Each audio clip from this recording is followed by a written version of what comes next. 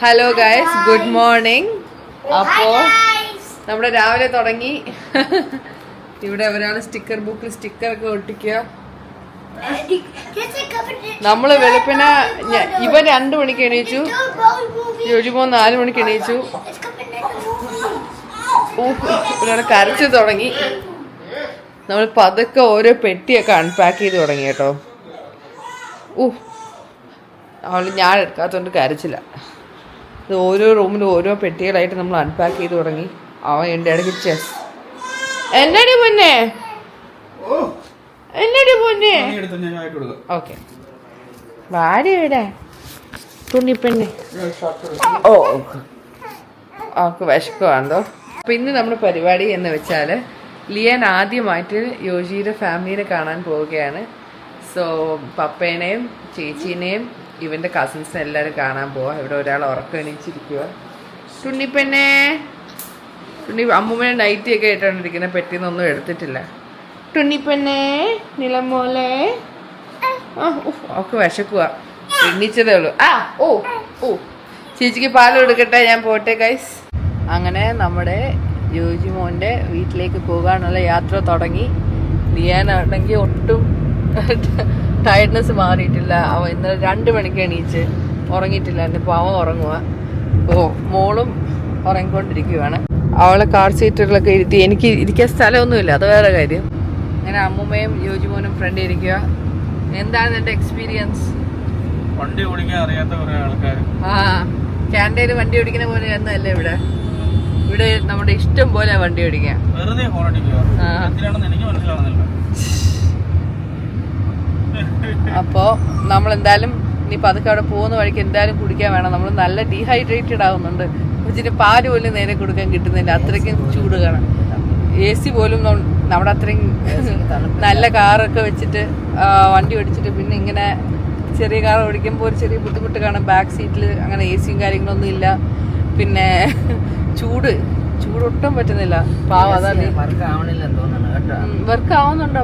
ചെറിയ കാറായണ്ട ഇത്രേ ഉള്ളത്. അപ്പോൾ എന്തായാലും നമുക്ക് പോകുന്ന വഴിക്ക് ബാക്കി വ്ളോഗ് എടുക്കാം. അങ്ങനെ നമ്മൾ എത്തി കരവാലൂർ എന്ന് പറയുന്ന സ്ഥലത്ത്. ഇതാണ് ലാൻഡ് മാർക്ക്. മസ്കിറ്റോ ബൈറ്റ് ചെയ്ത പൊന്നിനെ. ഓ നോ, അങ്ങ് പോണ്ടേ, പോയി സർപ്രൈസ് ചെയ്യാം. ഷു surprise you sister. Let's go surprise Papa's sister. എല്ലാരും നോക്കുന്നത്. ഓക്കേ, കാണാൻ പോകുന്നത് വീട്ടിൽ എത്തിയ ദൃശ്യങ്ങളാണ്.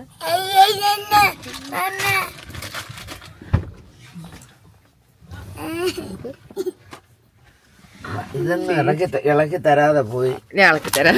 അമ്മൂക്ക് സീറ്റ് ബെൽറ്റ് വരെ അറിയത്തില്ല. അല്ല കുഞ്ഞെണീറ്റ് ചേച്ചി തുറന്നോ? അത് തുറന്നോ?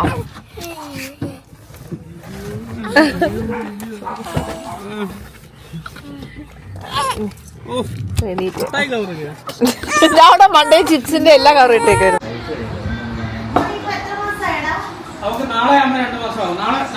മറ്റന്നാ ഉമ്മ ഫുഡ് എങ്ങനെയുണ്ട്?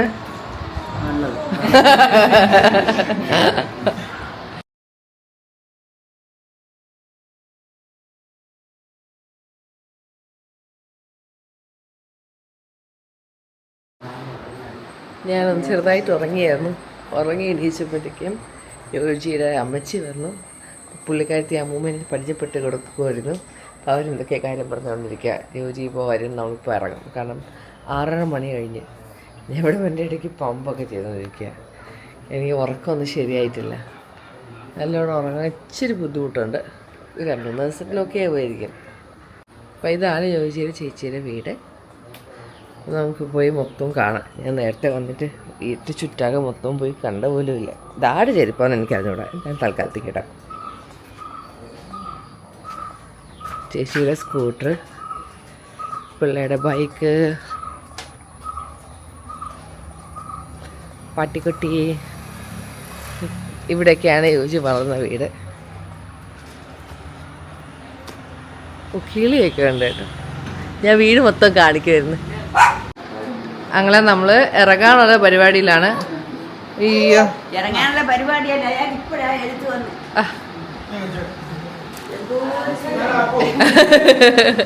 ഇങ്ങനെ ചേച്ചിക്ക് ഒരു ഫോണും ഒരു പെർഫ്യൂം യോജി മേടിച്ചോണ്ട് വന്നായിരുന്നു.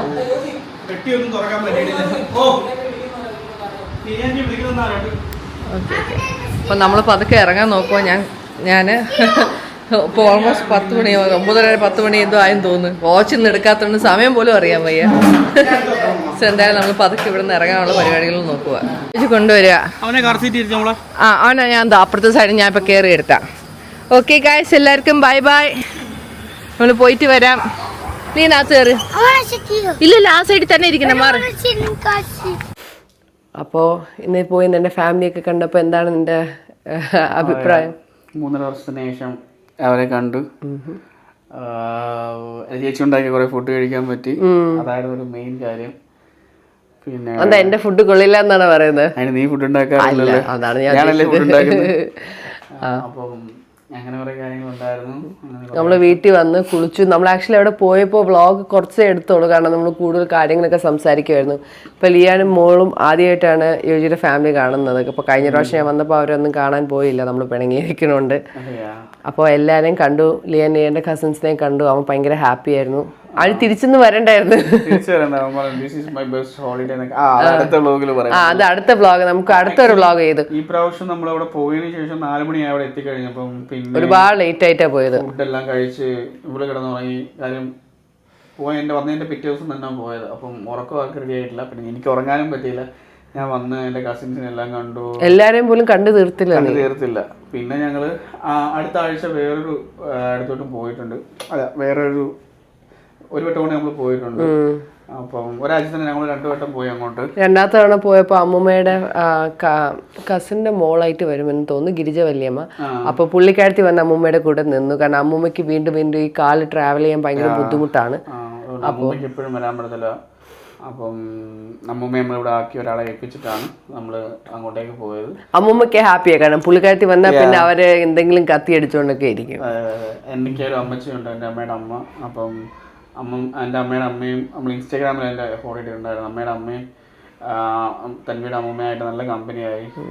അമ്മൂമ്മ വീട്ടിലൊക്കെ വരാൻ വേണ്ടിയൊക്കെ വിളിച്ചു. വീട്ടിലേക്കൊക്കെ 2 ദിവസം നിൽക്കാന്നൊക്കെ പറഞ്ഞ് അമ്മൂമ്മ വിളിച്ചു. പിന്നെ അമ്മച്ചിക്കും അങ്ങനെ അധികം ട്രാവൽ ചെയ്യാം. അമ്മച്ചിക്ക് 80 വയസ്സായി. എനിക്കൊരു കൂടി കിടക്കും. 80 വയസ്സായി.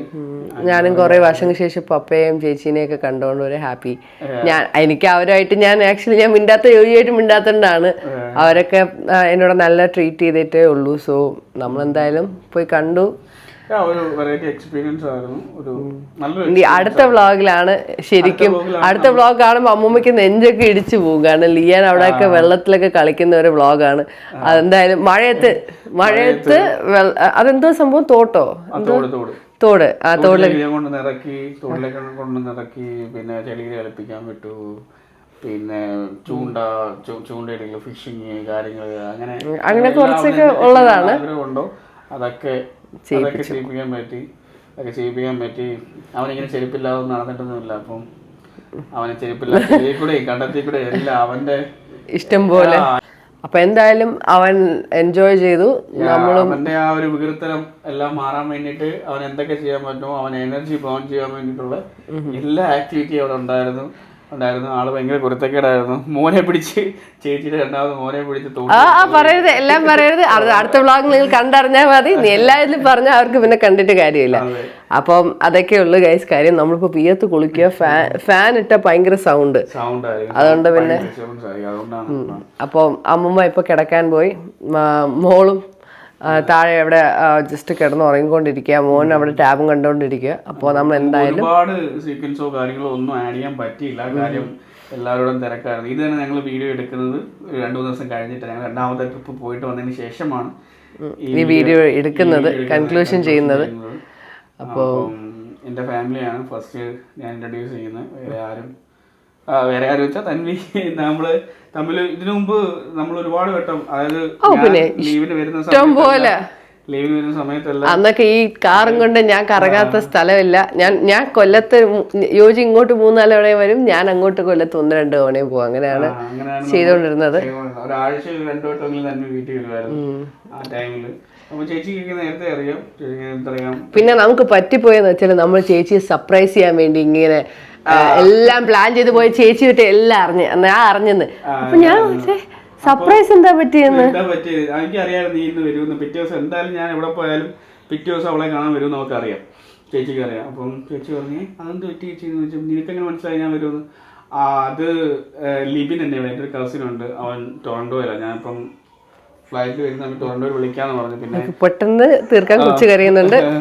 അപ്പം പെട്ടിയും കാര്യങ്ങളൊക്കെ മിസ്സായി, അങ്ങനെ കുറേ പ്രശ്നങ്ങളൊക്കെ ഞങ്ങൾ അങ്ങനെ റിട്ടേൺ ബ്ലോഗിൽ പറഞ്ഞ പോലെ കുറേ പ്രശ്നങ്ങളുണ്ടായിരുന്നു. എനിക്ക് അവനെ കാണാനോ മീറ്റ് ചെയ്യാനോ എൻ്റെ കുറച്ച് ഫ്രണ്ട്സ് ഉണ്ടായിരുന്നു റെന്റ് എന്നൊക്കെ പറഞ്ഞിട്ട്, അവരെ കാണാൻ ഒന്നും പറ്റില്ല. അപ്പം ലിബിൻ വിളിച്ചിട്ട് ചേച്ചിയുടെ ചോദിച്ചു, ചേച്ചി യോജി ഇന്ന് വരുമെന്ന് പറഞ്ഞായിരുന്നു. അവൻ ടൊറന്റോ എയർപോർട്ടിൽ വരുമ്പോൾ എന്നെ വിളിക്കും, ഞാൻ എൻ്റെ അടുത്തുണ്ട്. അവൻ എന്നെ വിളിച്ചില്ല, അവൻ വിളിച്ചിട്ടും ഫോൺ എടുക്കുന്നില്ല എന്ന് പറഞ്ഞു. അപ്പോൾ ഉടനെ ചേച്ചി പറഞ്ഞു, മക്കളെ അവൻ നാട്ടിൽ വരുവാന്നോ? ഞാൻ പറഞ്ഞു നാട്ടിൽ വരുവാ. നമ്മള് വരുമെന്ന് പറഞ്ഞു, ഡേറ്റ് ഒന്നും പറഞ്ഞിട്ടില്ലായിരുന്നു. വരുമെന്ന് അറിയായിരുന്നു, പക്ഷെ നമ്മൾ ഡേറ്റ് ഒന്നും പറഞ്ഞു. അമ്മൂമ്മയ്ക്ക് മാത്രമേ അറിയാറുള്ളൂ. ചേച്ചി ഇന്ന ടൈമിൽ അവൻ നാട്ടിൽ എത്തും, പിറ്റേ ദിവസം ചേച്ചിയുടെ അങ്ങോട്ട് വരാനാ പ്ലാൻ. അവൻ തന്നെ ചേച്ചിയോട് പറഞ്ഞു. അപ്പം സർപ്രൈസ് പൊളിഞ്ഞു, പക്ഷെ ചേച്ചി ഹാപ്പിയായിരുന്നു നമ്മളെ കാണാൻ. അതുകൊണ്ട് പിന്നെ നമുക്ക് നല്ല ഫുഡും കാര്യങ്ങളൊക്കെ ചേച്ചി വെച്ചിട്ടുണ്ടായിരുന്നു. അപ്പം ഇതാണ് നിങ്ങളെ കാണാൻ പോകുന്നത്, നിങ്ങൾ കണ്ടെന്ന് വിശ്വസിക്കുന്നു. അപ്പം ഇതാണ് എൻ്റെ ഫാമിലി, സിമ്പിളായിട്ടുള്ള ആൾക്കാരാണ്. ഇനി നമുക്ക് ഇനി അടുത്ത വ്ലോഗ് നമ്മൾ ഡീറ്റെയിൽ ആയിട്ട് എൻ്റെ ഫാമിലിയെ മീറ്റ് ചെയ്യുന്നതും കാര്യങ്ങളും അവിടെ 2 ദിവസം പോയി നിന്ന കാര്യങ്ങളൊക്കെ നമ്മൾ വ്ലോഗ് ആഡ് ചെയ്യുന്നുണ്ട്. അപ്പം നമുക്ക് കാണാം. ബൈ.